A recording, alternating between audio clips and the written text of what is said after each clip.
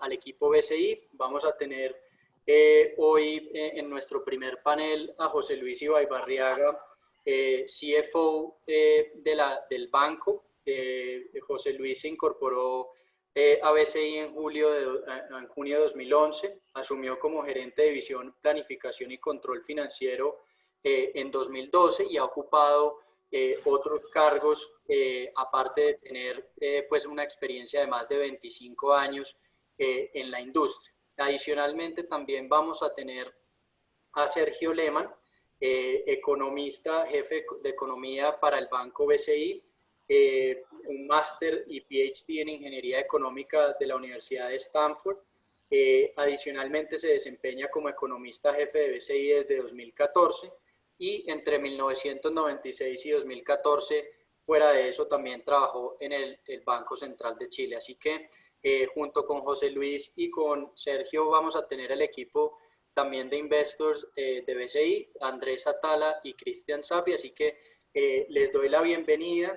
Y con esto, pues, empecemos nuestro conversatorio y nuestra primera charla con una primera pregunta, y es, José, ¿cómo se ha venido preparando o cómo se ha preparado y cómo ha vivido esta situación sin precedente BCI, y cuáles podrían ser inicialmente las fortalezas del banco para enfrentar, digamos, esta situación? Y con eso, pues, iniciamos también una serie de preguntas en el frente macro.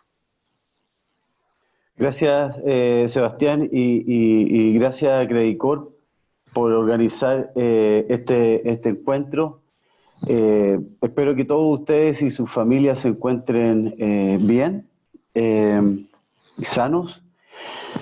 En el banco estamos muy enfocados en tratar de llevar esta pandemia lo mejor posible, con algunos focos que son bastante importantes para nosotros. Hemos privilegiado la salud de nuestros colaboradores. Hoy día el 95% de ellos están trabajando desde sus casas, los que no trabajan en sucursales, y si incluimos a los colaboradores de sucursales, un 75% del total de colaboradores del banco están trabajando desde sus casas. También, respecto a los colaboradores, hemos tomado la decisión de no desvincular a ninguno de ellos, con el objetivo de protegerlos a ellos y sus familias ante esta situación de crisis, y con una visión de largo plazo que es la que siempre ha imperado en el banco. Con respecto a los clientes, hemos tenido una acción sumamente proactiva en pos de apoyar a los clientes. Queremos ser parte de la solución de esta crisis, apoyando fuertemente al gobierno en cuanto a las políticas que ellos han sacado de apoyo, ya sea desde el Ministerio de Hacienda, como el Banco Central, como la CMF. Y en ese sentido, algunos planes en donde nosotros estamos interviniendo, que se llaman los planes COVID, o que tienen garantías del Estado, FOGAPE. Hemos tenido un rol muy protagónico, teniendo una participación de mercado de un 27% de estos créditos, que es básicamente el doble de lo que es nuestra participación de mercado normal. Y el motivo de ello, por qué hemos sido tan activos, se justifica por dos cosas. Uno, por nuevamente esta visión de relaciones de largo plazo, en donde entendemos que en momentos de crisis es cuando tenemos que ir en apoyo a nuestros clientes, y esa visión que hemos tenido en esta crisis como en otras anteriores es la que le ha permitido al BCI salir tan robusto de cada una de las crisis, creciendo en cuanto a su valor de mercado y creciendo en participaciones de mercado. Y la otra, y el otro tema que nos ha permitido ser tan activos es que el banco ha venido invirtiendo de manera significativa en la transformación digital, y hace que uno de los motivos por el cual siempre conversamos de la eficiencia que habíamos tenido en los años 2019, 2018, 2017, que estaba por sobre lo que era lo que acostumbrábamos en el banco, y era porque estábamos haciendo unas inversiones muy importantes en tecnología, en actualización tecnológica, en los viajes de los clientes, en data y analytics, en inteligencia artificial, en innovación disruptiva. Y todo eso hoy día nos ha permitido, desde que hubo la crisis social en octubre y después la pandemia, no hemos dejado de operar ni un día. Hemos estado 100% operativos apoyando a los clientes en todas sus necesidades. Habiéndote dicho eso, Sebastián, creo que la respuesta fue un poquito larga, pero en el banco estamos muy ocupados, focalizados en nuestros clientes, en nuestros colaboradores, en mantener el banco funcionando, en dándole las soluciones que los clientes requieren en estos momentos en donde ciertamente que esta no es una crisis financiera, sino que es una crisis de pandemia, que lógicamente los clientes necesitan la liquidez para poder absorberla y esperar que esto se resuelva lo antes posible, que sabemos que eso no va a ser pronto, toda vez que hasta que no salga un tratamiento eficaz y masivo y una vacuna que también se pueda masificar, esto va a ser más bien una solución lenta, que esperamos que vamos a volver a retomar la actividad económica poco a poco.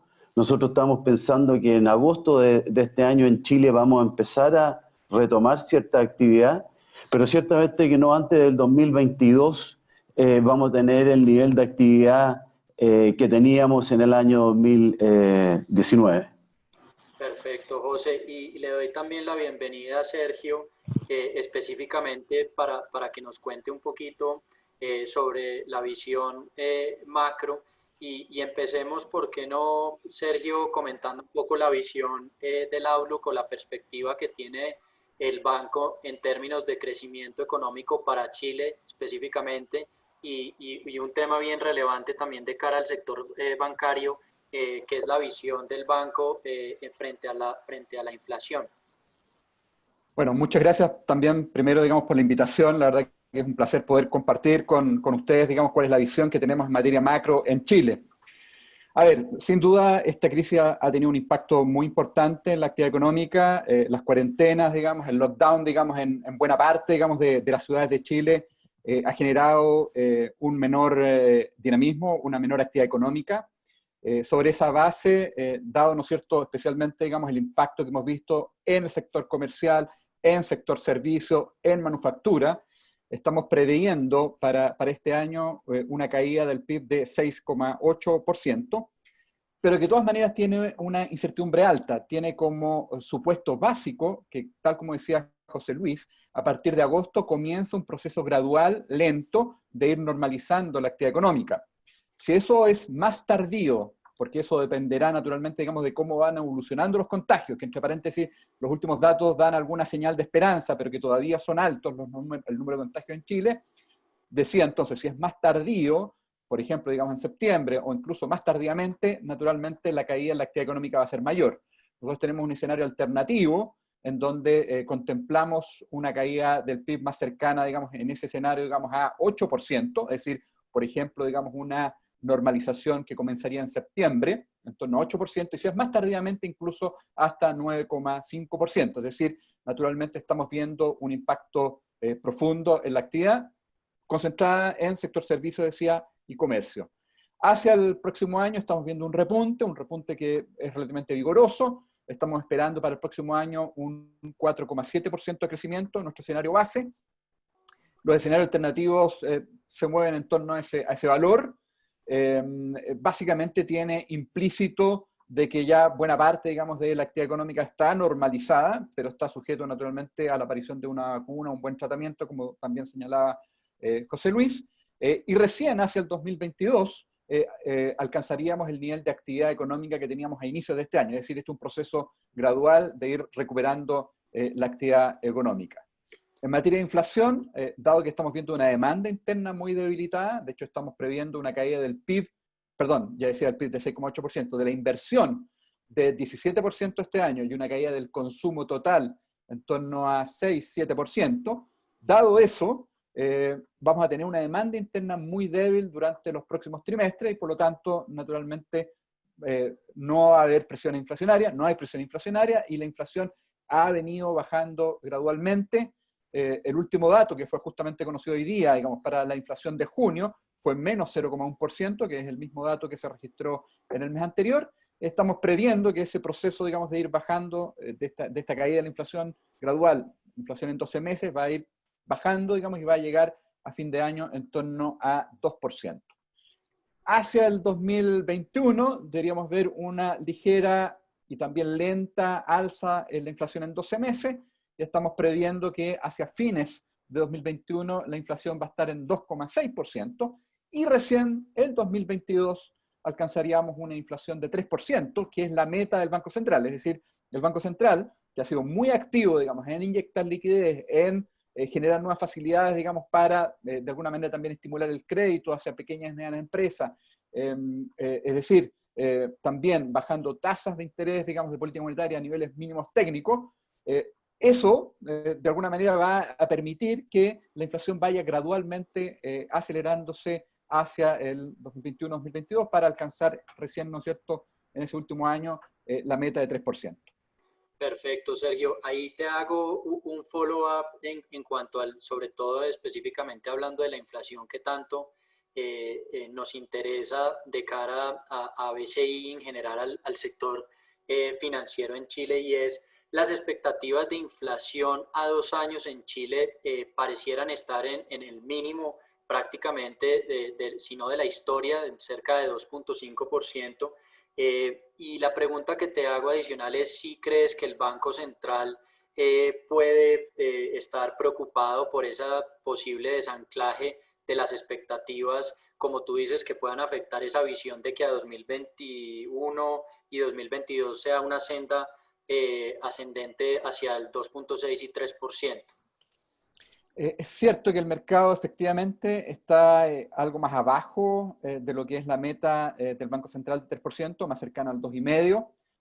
Yo me atrevería a decir que no hay una preocupación por desanclaje, básicamente porque efectivamente el mercado tiene implícito eso, pero si tú, por ejemplo, haces una encuesta, y de hecho el Banco Central lo hace mensualmente, a economistas, a analistas, básicamente todos apuntan a que efectivamente la inflación va a ir retomando su senda, digamos, más normal y volviendo a la meta de 3%. El mercado todavía está algo escéptico, no hay duda, digamos, pero mi visión es que en la medida que comience a verse, digamos, algún grado de reactivación en la economía, cuando ya hayamos en buena parte avanzado en materia de contagios, digamos, es decir, levantando algún grado, digamos, las cuarentenas y la actividad económica comenzando, digamos, a señalar, digamos, algún repunte, el mercado probablemente va a empezar también a tomar esa información. Yo creo que el mercado tiende a ser tal vez a veces un tanto cortoplacista, digamos, y no ve más allá, digamos, de probablemente lo que es la evolución, que la economía debería ir retomando hacia los próximos trimestres. Yo me atrevería a decir, digamos, que en la medida que comiencen a verse señales en esa línea, las expectativas del mercado van a ir ajustándose, porque a mí no me cabe duda que el Banco Central va a hacer todo lo necesario y va a continuar inyectando todo el estímulo monetario necesario para efectivamente llevar la inflación a 3%. Efectivamente, digamos, el riesgo de desanclaje siempre, digamos, un riesgo presente, digamos, pero no tengo duda, digamos, que el Banco Central va a ser muy activo, digamos, para evitar ese escenario. Perfecto, Sergio. Y también te quería consultar un poco algo que no podemos pasar de largo seguramente en Chile desde octubre pasado, ¿no? Cuando, digamos, desafortunadamente se tuvo este estallido de crisis social, si se le quiere. Y lo que te quiero preguntar y lo que les quiero preguntar en este caso es, ¿ustedes cómo hacen la visión de esta situación social que se vivió en Chile post pandemia? Porque esto como que le puso una pausa para obviamente priorizar el efecto pandemia, pero ¿cómo están los ánimos en Chile hoy en día y qué escenario base puede manejar Sergio o BCI en este frente? Bueno, efectivamente, el año pasado tuvimos este estallido social que tuvo un impacto económico muy importante. De hecho, tuvimos una caída del PIB el cuarto trimestre del año pasado y naturalmente, ¿no es cierto?, la tensión social que se vivía en las calles generó un costo económico muy elevado. Sin embargo, digamos, en ese mismo momento se acordó una agenda social entre el gobierno y la oposición, al mismo tiempo, digamos, que se estableció, digamos, que vamos a tener un plebiscito, que en principio sería en octubre, si es que las condiciones sanitarias lo permiten, de manera de eventualmente validar o votar, digamos, por un cambio en la Constitución. Creo que en cierto sentido estas señales, digamos, apuntan a que se ha ido institucionalizando la atención social, y creo que en ese sentido todo apuntaría, y ese es nuestro escenario base, a que la atención social, la verdad que no va a verse como se vio, digamos, hacia fines del año pasado, y más bien nosotros estamos viendo que si bien puede haber algún grado de manifestación una vez que hayamos superado la pandemia, creemos que va a ser bastante acotado porque primero se ha ido avanzando en esta agenda social, digamos, con un potente compromiso en materia de ir gastando más en materia de apoyo a aquellas familias más vulnerables. Segundo, ¿no es cierto?, este tema, digamos, relacionado con la Constitución. Y tercero, yo me atrevería a decir de que en esta pandemia hemos visto al gobierno muy activo, entregando apoyo muy potente a las familias vulnerables, digamos, con varios programas que han, de alguna manera, aliviado la situación de familias que la están pasando mal, naturalmente, digamos, en esta crisis, entregándole apoyo directo con ingresos, digamos, importantes, también a la clase media, digamos, que muchas veces a veces tiende a dejarse olvidada en esta crisis. Hoy día también hay un programa muy potente que fue anunciado este fin de semana para apoyo con ingresos a clase media, con básicamente créditos sin tasa de interés real, o sea, tasa de interés real cero. Creo que en ese sentido se ve un gobierno muy comprometido, un Estado muy comprometido para efectos, digamos, de aliviar y apoyar, digamos, a las familias más vulnerables y también clase media, una agenda social que está avanzando, y por eso, digamos, nuestra visión de que la atención social no va a repuntar de manera importante. Sí podemos tener algún grado de manifestación, porque yo creo que no cabe duda, digamos, después de esta crisis vamos a tener mayor pobreza, vamos a tener mayor desigualdad, pero creo que en ese sentido el gobierno y el Estado ha desarrollado una buena musculatura para hacerse cargo de eso. Perfecto, Sergio. Y también otro de los temas que queríamos consultarles y consultarte hoy específicamente tiene que ver con un tema relacionado con ruido y riesgo regulatorio, ¿no? Hemos visto de pronto en Perú específicamente, y hoy también consultaremos a las personas relacionadas con Perú más, pero hemos visto toda esta serie de decisiones un poco de, específicamente hablando del retiro y de la propuesta en Chile basada en el posible retiro del 10% de las AFPs, que si bien entiendo, pues ya pasó su primer paso a nivel, digamos, de Congreso, o por lo menos políticamente hablando. Y lo que te pregunto ahí es, ¿qué posibilidad o qué probabilidad creen ustedes de que esto ocurra efectivamente en Chile y que esta ley se materialice en Chile? Y eventualmente, si es que podemos hablar, si bien es preliminar, si bien podemos hablar de algunos impactos preliminares que podríamos ver de esta eventual iniciativa. A ver, efectivamente ha tenido algún avance en el Congreso esta idea o esta propuesta, digamos, de retirar el 10% de los fondos individuales invertidos hoy día por las AFP. Sin embargo, creemos que como escenario más probable todavía estamos viendo que eso no debería prosperar, digamos. Sin embargo, como decía, esto es dinámico y efectivamente podríamos ver, digamos, que una eventual ley en esta línea se materialice. Básicamente, estamos viendo que este riesgo es más bajo, digamos, porque primero se requiere un quórum calificado, requiere, digamos, un cambio constitucional. Eso significa, digamos, que se requiere un quórum de 3/5 en el Congreso para efectivamente, digamos, aprobar una ley como esta. Estamos, ¿no es cierto?, plenamente conscientes, y yo diría que a nivel técnico también, muy transversal, independientemente incluso del color político, de que esta no es una buena idea, digamos, en el sentido de que va a tener como costo, naturalmente, que las pensiones a futuro puedan ser más bajas, digamos, en la medida que tú retiras un porcentaje de tu fondo, naturalmente tú estás de alguna manera dañando cuáles van a ser tus pensiones una vez, ¿no es cierto?, que el trabajador se jubile, y por eso nos parece muy mala idea. Otro elemento que probablemente también lleva a pensar de que este proyecto hoy día tiene menos fuerza, digamos, o está menos justificado, es porque, como decía, el fin de semana fue acordado un plan, ¿no es cierto?, por parte del gobierno de apoyo a la clase media. básicamente el proyecto, digamos, de retiro de 10% de la AFP, que tiene también, digamos, un piso respecto, digamos, cuánto tú tienes administrado en la AFP, tiene como propósito, básicamente, hacerse cargo de las necesidades de la clase media. Pero a la medida que aparece un paquete, un plan mucho más potente, dirigido, digamos, a ese segmento poblacional, la necesidad, digamos, de, por ejemplo, recurrir a estos fondos, la verdad que tiende, digamos, a bajar. Claramente hoy día el piso, la justificación técnica es claramente aún más debilitada. Como decía, yo diría que existe cierta conciencia que desde el punto de vista técnico no es una buena idea, y de prosperar además tendría impacto importante en los mercados, digamos. Hoy día las FP tienen invertido en torno a 200 billones de dólares, que es un monto importante para la economía chilena. ¿No es cierto? La economía chilena tiene un PIB, para dar una referencia, de 270 billones de dólares, por lo tanto estamos hablando de montos muy importantes. Por lo tanto, en caso de prosperar eso, la verdad que tendría un impacto importante en los mercados, aunque se advierte, ¿no es cierto?, a partir de una encuesta que fue publicada el fin de semana, que solamente el 50% de las personas que pudiesen suscribirse a este programa estarían dispuestos, digamos, a retirar, digamos, este monto de la AFP.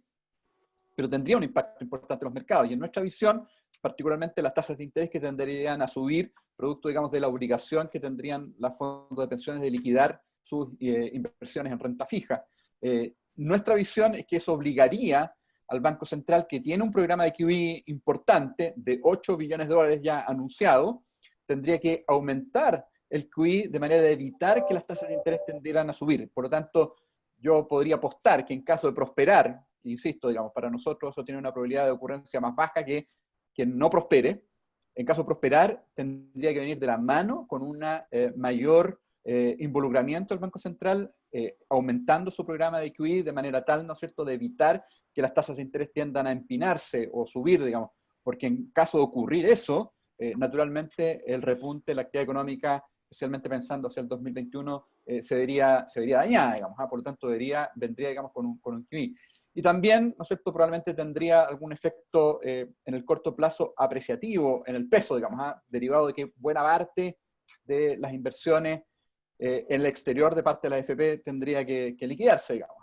Ahora, en nuestra visión, eso obligaría también a que el gobierno o Hacienda, que está liquidando dólares en el mercado cambiario por efecto, digamos, de ir financiando su gasto, entendiendo, digamos, que hay una parte de los recursos que están usando que están invertidos en el exterior y por lo tanto lo están liquidando en el mercado local, tendría que básicamente bajar ese ritmo, digamos, de tener la liquidación de dólares de manera de evitar que el tipo de cambio se vaya muy abajo, porque eso también naturalmente podría tener un impacto negativo en la regulación económica hacia el 2021. En nuestra visión, buena parte del repunte de la actividad económica en Chile va a venir del sector externo, digamos, de exportaciones, pensando que el mundo va a tender a recuperarse. Otra parte de la regulación tiene que ver con inversión en infraestructura, que es parte también del plan de gobierno, digamos, de manera también de hacer frente, digamos, a esta crisis.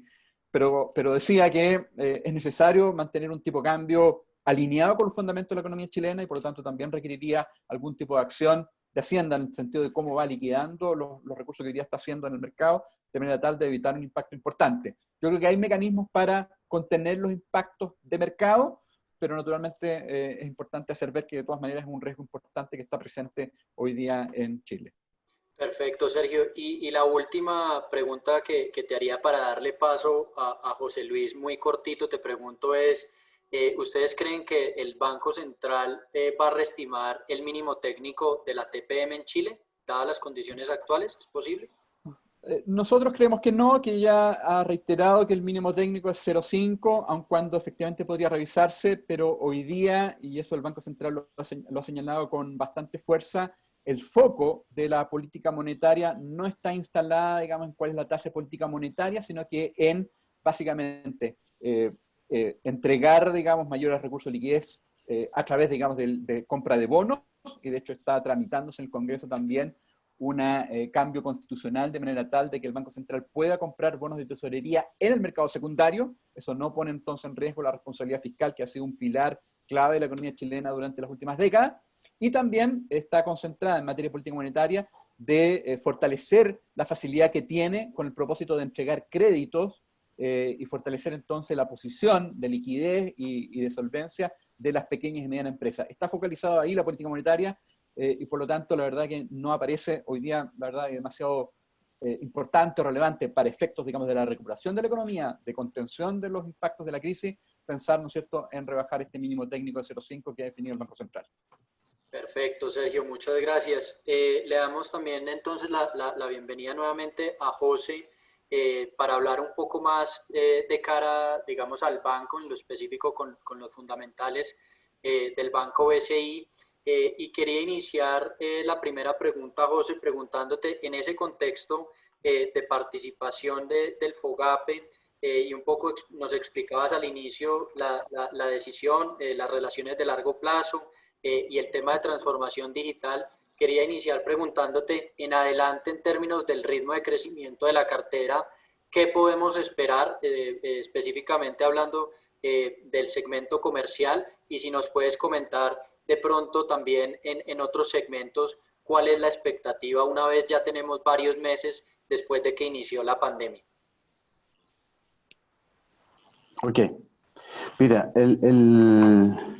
como les explicaba antes, el compromiso del banco ha sido muy fuerte en ser parte de la solución y apoyar fuertemente a nuestros clientes y por ello que los créditos comerciales han aumentado de manera importante antes del programa del gobierno.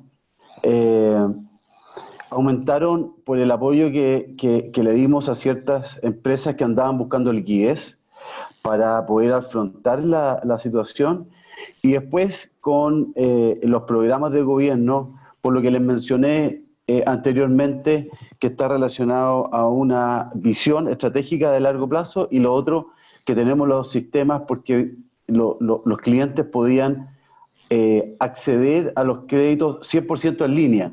Y eso agilizaba muchísimo el acceso a los créditos. Incluso nos conectamos con el Banco del Estado, que es el que regula las garantías en línea, y eso dio muchísima velocidad. ¿Qué esperamos para adelante? Mira, aquí hay un balance que conjugar, y ese balance dice relación con la liquidez, la solvencia del banco versus los apoyos que podemos darle a nuestros clientes. En la medida que el gobierno no saque otros paquetes de apoyo, vemos que el total de activos del banco debería mantenerse en los niveles actuales, toda vez que ya estamos con un ratio de Tier 1 del 9.15 y nosotros tenemos como objetivo tener un ratio de Tier 1 del 10%.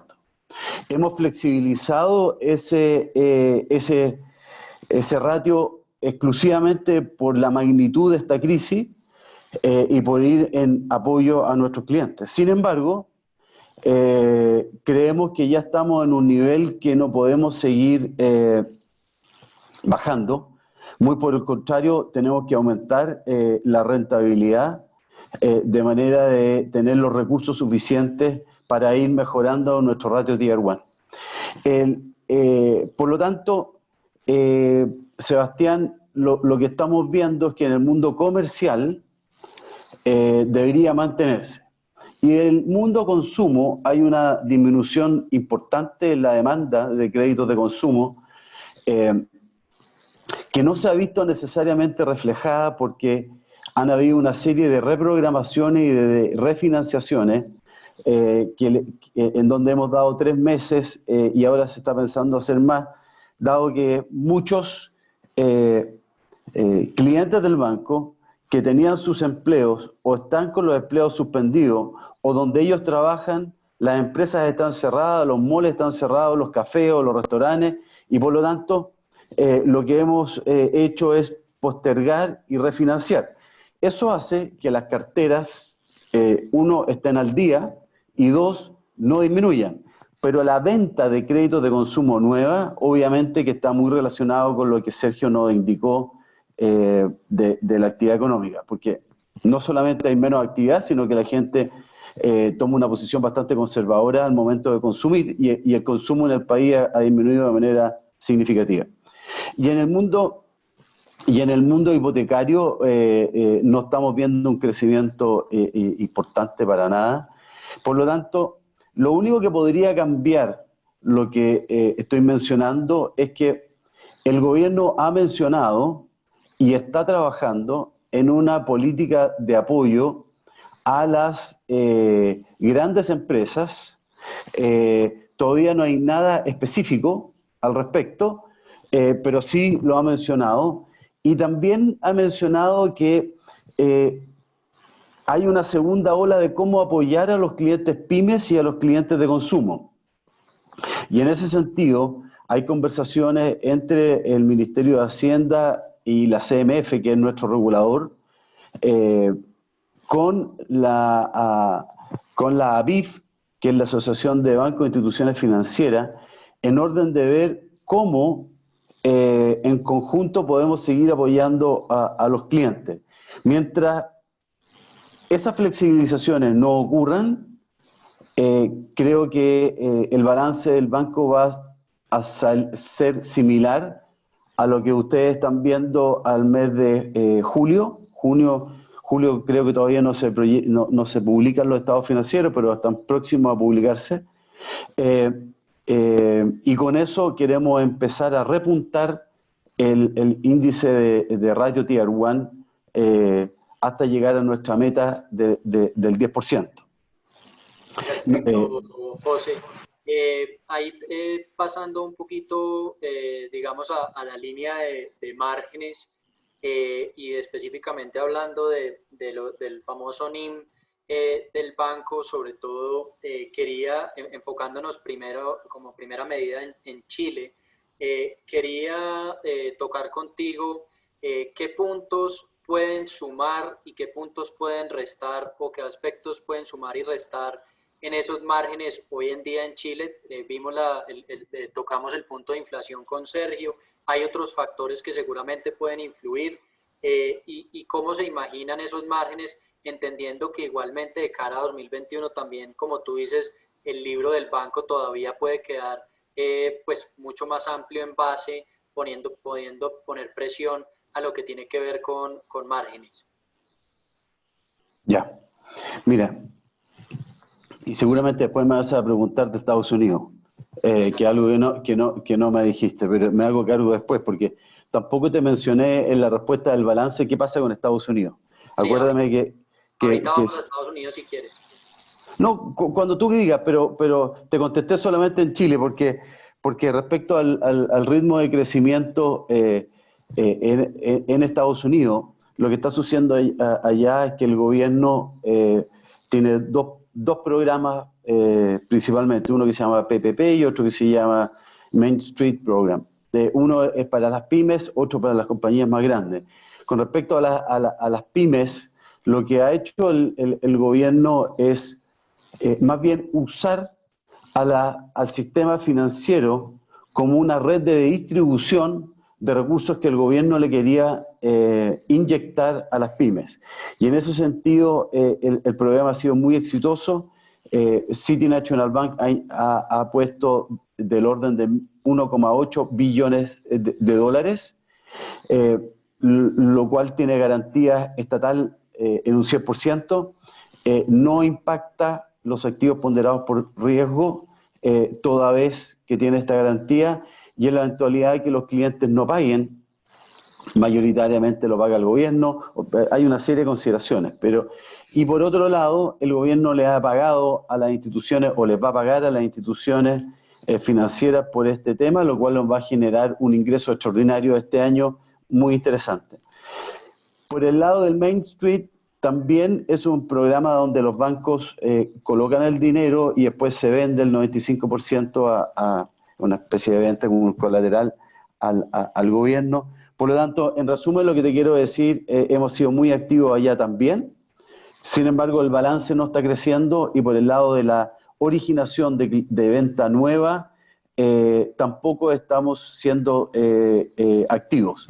Y lo único que podría aumentar, y que también es bastante marginal el balance, es la eventual compra de Executive National Bank, que está en proceso de negociación, que son alrededor de 400 millones de dólares, que es bastante marginal, por lo tanto tampoco se va a ver afectado el balance. Con eso te expliqué los activos tanto en Chile como en Estados Unidos. Con respecto al NIM en Chile, mira, el NIM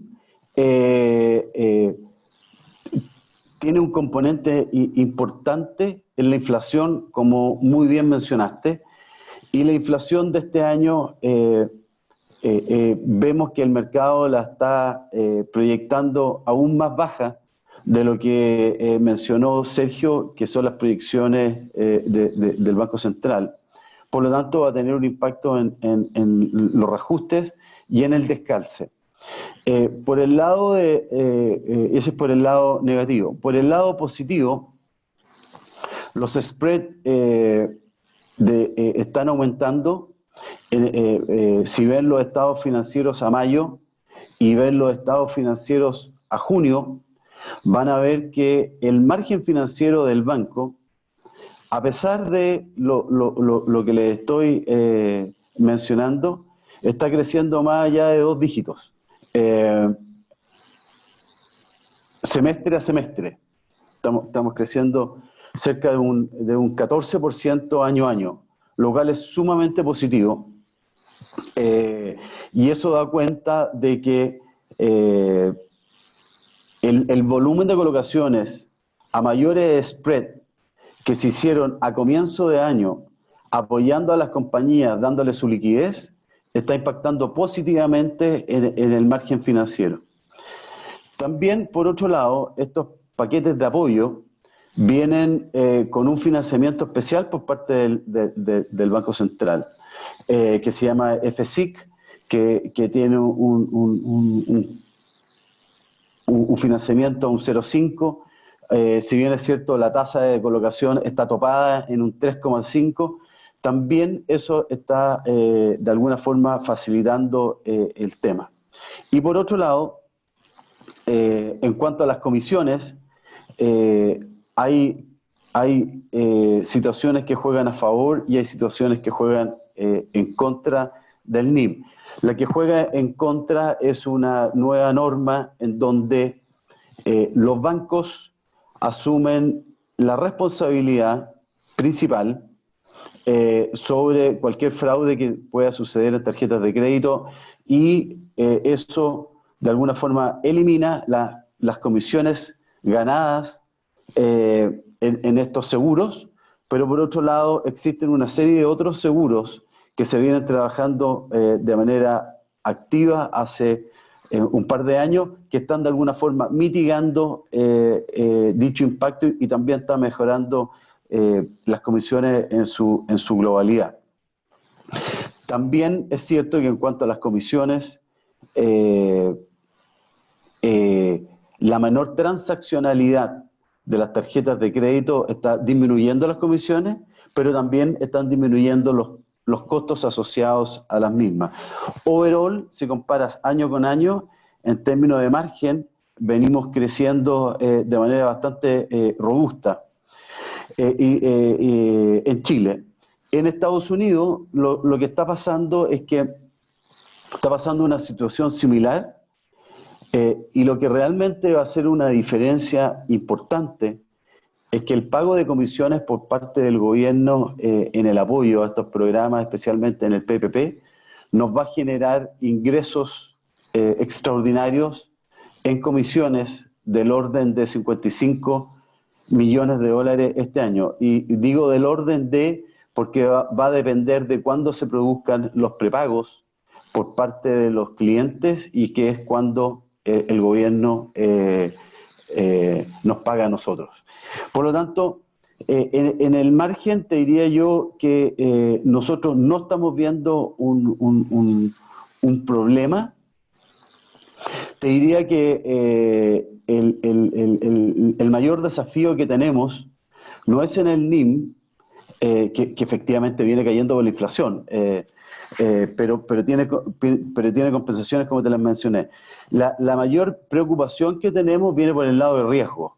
y si quieres no te contesto ahora, sino que te contesto cuando me preguntes, porque esa es la pregunta obvia que me vas a tener que hacer, porque realmente lo que cambia los estados financieros de la industria financiera, y es cosa de ver las provisiones que han hecho los bancos en Estados Unidos, tanto en el primer trimestre como los últimos meses, son significativas, y nosotros también. Pero ahí te cuento cuando me lo preguntas para contestarte derechamente lo del LIMSOM. Entonces, resumen, vemos que el margen financiero del banco está creciendo de manera sólida año a año, con los upside y downside que te mencioné.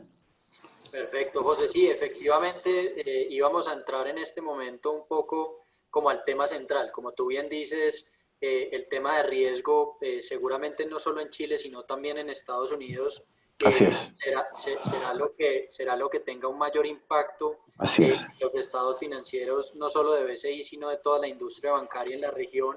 Y quería iniciar ese capítulo preguntándote cómo han evolucionado las políticas de periodos de gracia, qué medidas adicionales va a tomar el banco frente a los anuncios del presidente Piñera, cómo se está manejando, digamos, al interior BCI, porque entendemos que al final del día cada banco tiene su discrecionalidad sobre el tema.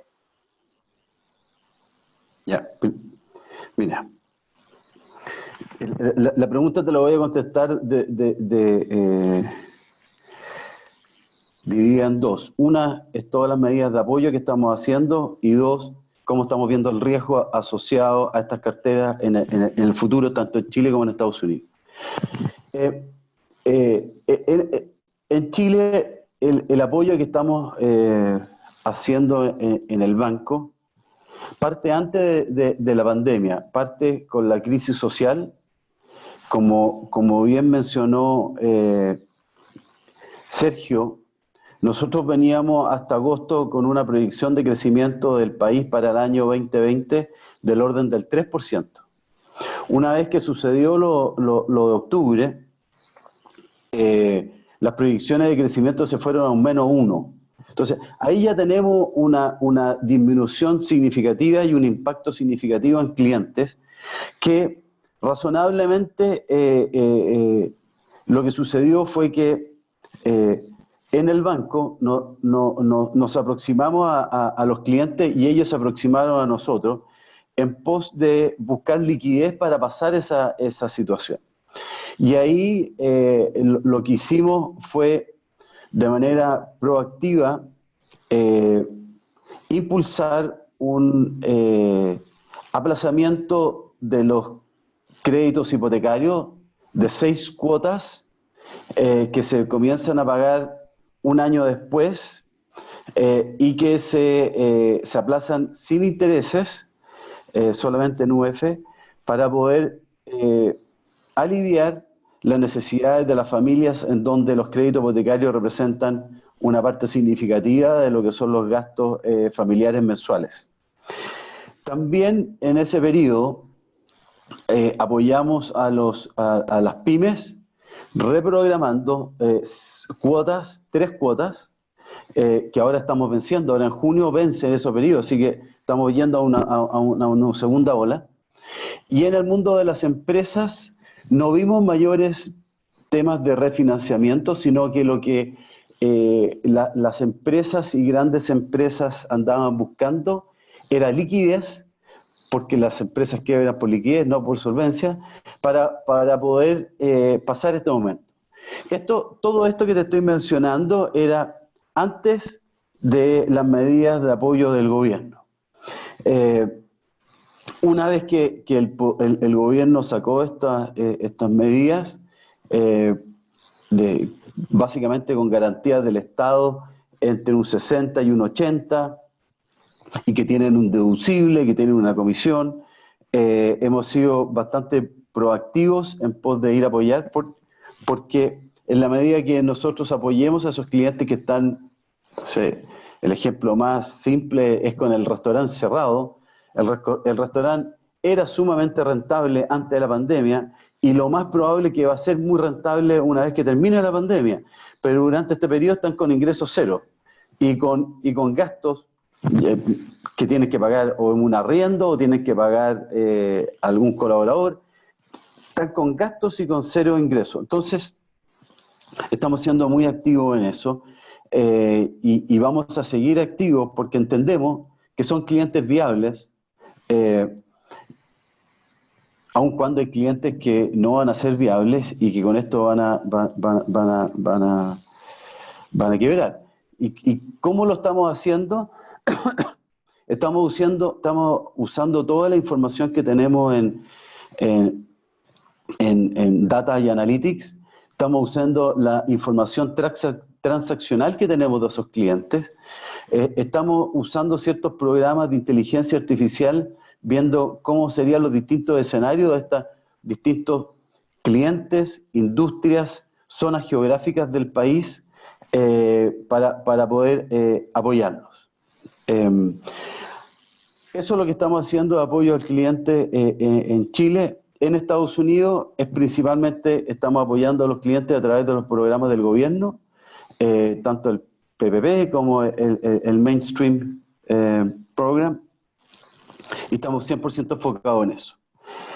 Con respecto al riesgo de la cartera, aquí hay una situación bastante particular, porque esta es una crisis sin precedentes, que no sabemos cuánto va a durar, y ustedes veían las explicaciones que mencionaba Sergio y cómo las variables macroeconómicas cambiaban de manera abrupta si esto se extendía un mes o 2 meses o 3 meses más. Entonces, uno, es una situación sin precedentes. Dos, no sabemos cuándo empieza a mejorar y por lo tanto todas las discusiones, si esto es una B, si es una U, si es una W, realmente es una incertidumbre. Perdón. Y lo otro que es bastante curioso es que los balances de los bancos no reflejan el riesgo de la cartera que ellos tienen. ¿Por qué? Porque los clientes están al día. Tanto porque nosotros lo hemos refinanciado, lo hemos reprogramado, y también porque los programas del gobierno, para acceder a ellos, tienen que estar al día. Entonces, se da una situación, Sebastián, que es muy interesante, en donde el riesgo de los modelos es bastante positivo. Sin embargo, sabemos, porque la cartera tiene un nivel de deterioro que los modelos no necesariamente lo recogen, y es ahí en donde en Chile y en Estados Unidos estamos haciendo muchas provisiones voluntarias. Si ustedes ven los estados financieros de Estados Unidos, tenemos del orden de 29 millones de dólares a mayo, y van a ver un aumento importante en junio. Y en Chile tenemos 29.000 millones de pesos a mayo, y van a ver un aumento muy significativo en junio. Lo digo así porque todavía no se publican los estados financieros y no puedo hacer el disclosure con ustedes si no lo he hecho con el resto de los inversionistas.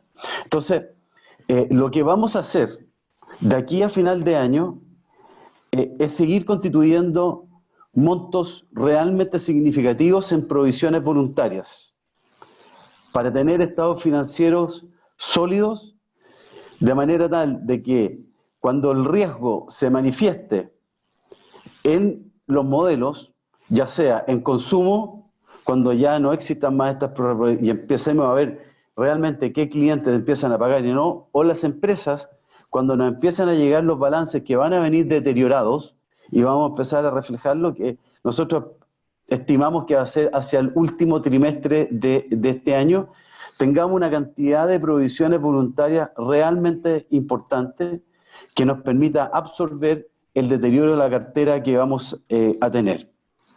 Por lo tanto, te diría que estamos tomando una posición sumamente conservadora.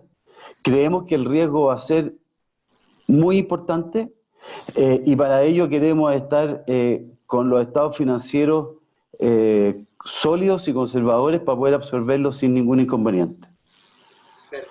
José, y ahí en ese punto tan relevante que conversas y que es el punto central como lo venimos tocando, de pronto hacer un zoom especial a la operación, digamos, de Walmart Servicios Financieros, que es una subsidiaria que en los Sí, últimos años fue adquirida, y en CNB, y la pregunta de pronto que yo te hago específicamente ahí es, en el cambio o en el delta, ¿qué subsidiaria puede tener una mayor afectación, entendiendo que de pronto, pues por un lado Walmart tiene un segmento o un perfil de riesgo más alto, pero por otro lado exactamente. también en Estados Unidos CNB estaba en mínimos históricos prácticamente de costo de riesgo o de asset o de NPL, por ejemplo?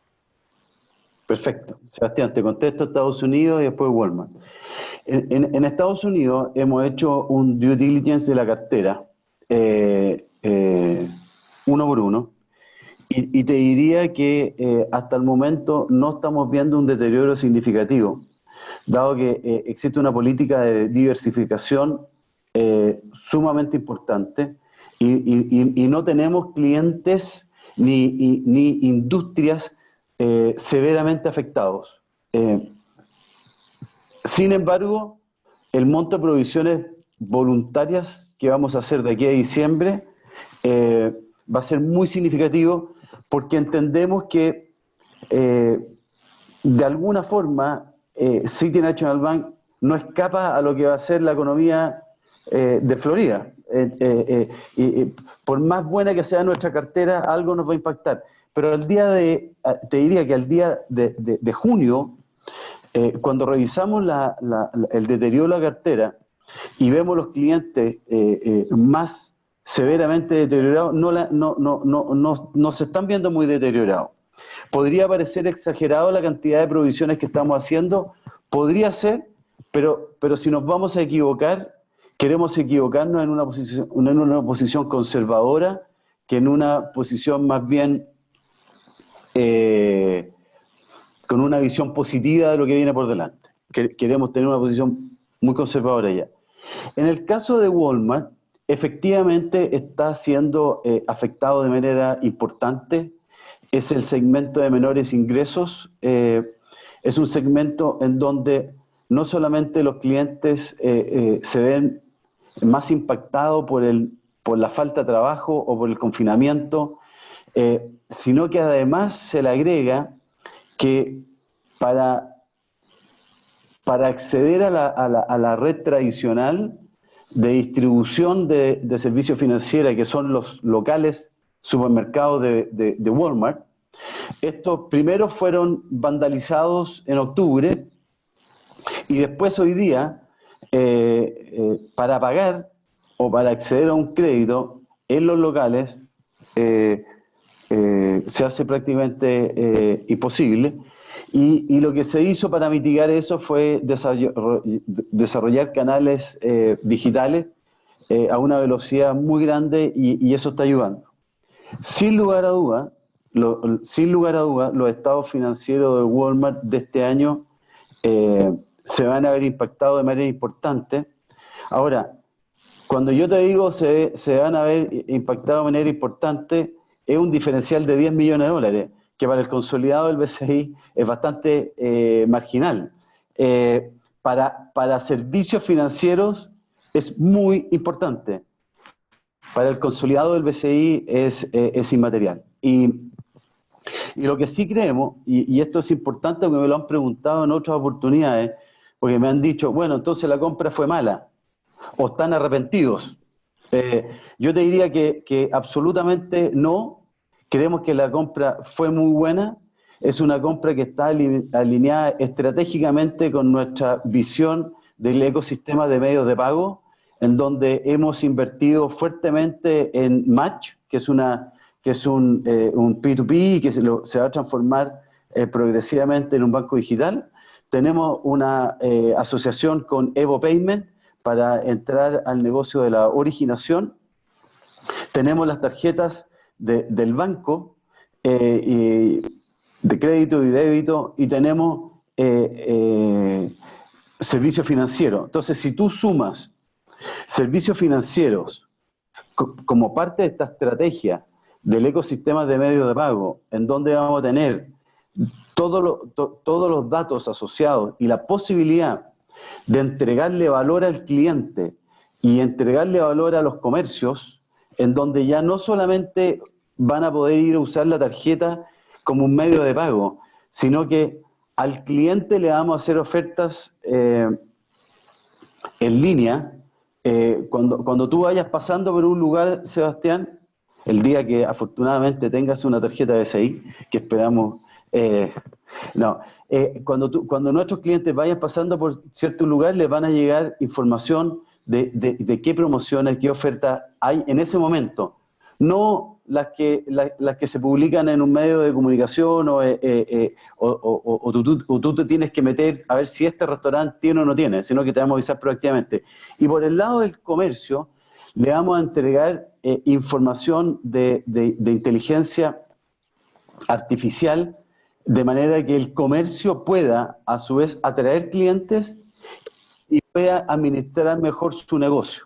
Entonces, Walmart es parte integral de esta visión estratégica de sistemas de pago, que, entre paréntesis, si algo está sumamente claro, que una vez que termine esta pandemia, lo que va a aumentar son los medios de pago digitales, las transacciones online, las billeteras electrónicas. Si hay algo que está claro es el fortalecimiento de esa industria.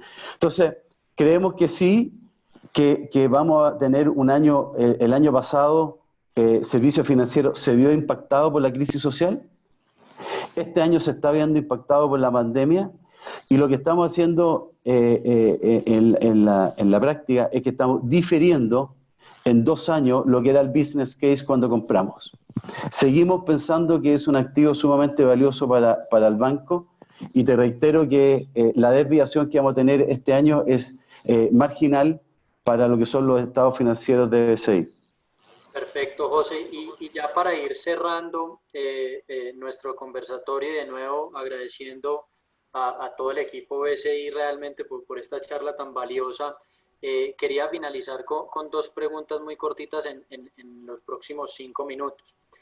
La primera, relacionada efectivamente con esa historia de éxito que ha sido Match, que digamos hoy por hoy se resaltan mucho más los retos y digamos las tendencias de pronto en costo de riesgo, pero quería igual preguntarte por Match, cómo se ha comportado durante este tiempo, y si es posible finalizar, José, de pronto dando, si es que se puede, digamos algún tipo digamos de guidance o de más o menos de unas tendencias de lo que pues, podemos esperar en términos de números duros para 2020, porque pues si es difícil para 2020, pues ni hablar para 2021. Con eso cerraríamos, y nuevamente agradeciéndote tu tiempo.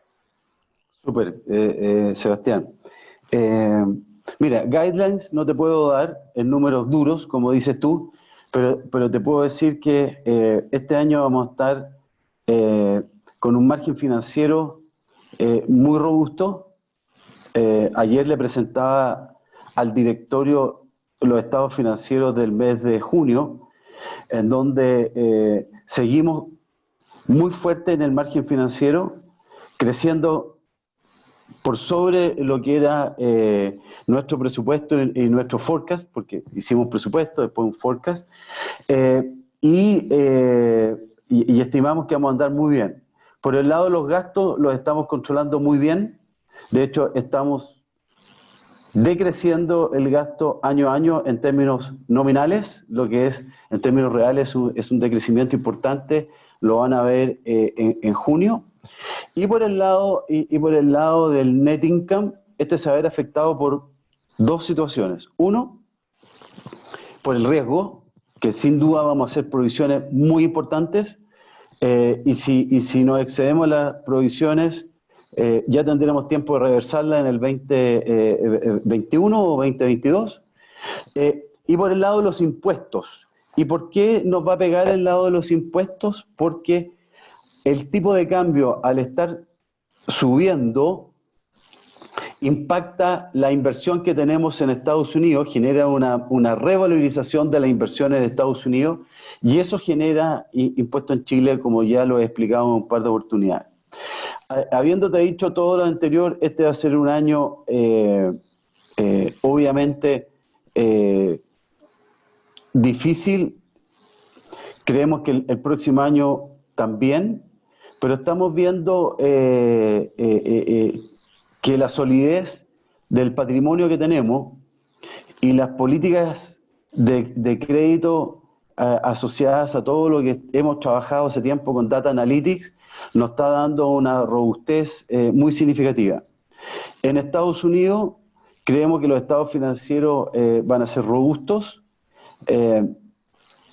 impactados positivamente por las comisiones que vamos a ganar, que ya se las mencioné, e impactado negativamente por las provisiones voluntarias que vamos a hacer para tener un estado financiero sólido. No te puedo contar números duros, pero creemos que vamos a tener obviamente una utilidad que se va a ver impactada seriamente por los, o severamente, no seriamente, por las provisiones voluntarias que vamos a hacer. Respecto a Match, es una historia de éxito, estamos muy contentos. La cantidad de gente que la usa todos los días ya está aumentando significativamente y lo que estamos haciendo es robusteciendo cada vez más el sistema operativo. Estamos generando nuevos casos de uso diario porque la gracia que tiene Match es que lo puedas usar cada vez más en casos de uso diario. Está aumentando de manera muy importante. Creemos que está llegando a la competencia rápidamente con Mercado Pago, con el Banco Santander, que han hecho importantes anuncios ayer y anteayer, pero creemos que es un activo muy relevante para el banco y creemos que es un apoyo significativo a la sociedad en cuanto tú le puedes dar un medio de bancarización sin costo alguno para nuestros clientes, lo cual también cumple un rol social que para nosotros es relevante. Perfecto, y como estamos encima, Sebastián, darte las gracias a ti y a todos los participantes, mencionarle que en el banco tenemos una política muy activa con nuestros inversionistas, que Cristian Safi, Andrés, Carola e Isabel, que son los 4 miembros de nuestro departamento de Investor Relations, están siempre a la orden para poder contestar cualquier pregunta que puedan tener. Se las vamos a responder lo más pronto y lo más transparentemente posible y agradecerles nuevamente todo su interés. Perfecto, José y equipo BCI, agradeciéndoles nuevamente a todos nuestros clientes, inversionistas y demás. Les contamos que ya pasamos directamente al canal y a la inscripción directamente de Grupo Aval, que sigue nuestro Andean Banking Day. Y rápidamente, for those investors in English connected to the simultaneous translation, we will switch the channel to join Grupo Aval's meeting. So thank you very much. Y nuevamente gracias Sergio, Andrés, Cristian y por supuesto José. Seguimos en contacto como siempre. Gracias, Muchas gracias por la invitación. Muchas gracias. Chao, chao. Que estén muy bien. Buen día para todos.